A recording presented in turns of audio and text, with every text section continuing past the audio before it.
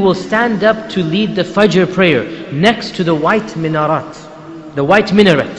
He even said the white minaret. The scholars say this is now the Umayyi Masjid, the Umayyad Mosque, which is one of the most ancient masjids that is still a functioning masjid of the Muslim world, built over 1,200 years ago. It has a huge white minaret. Most of the ulama say that the reference is to this masjid. So he shall be leading the Muslims in Damascus, in Damascus, and the call for Fajr shall be given. So he will be leading the Fajr prayer, the adhan will be given for Fajr when they stand up to pray. The Prophet ﷺ said, when the iqamah is given, before the Mahdi says Allahu Akbar, before he says the takbir, Isa ibn Maryam will come down in front of them.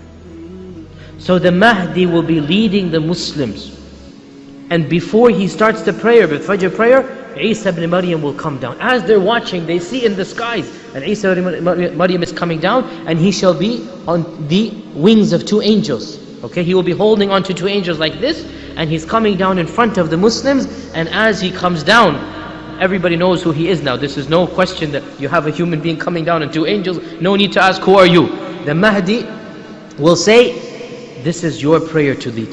Lead the prayer for us.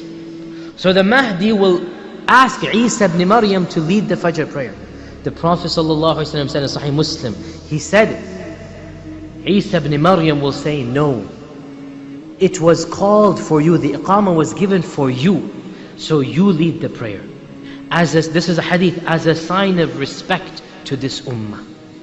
Isa ibn Maryam will pray behind one of the descendants of the Prophet ﷺ. He shall pray behind the Mahdi as a sign of respect. Now, this is the last mention of the Mahdi.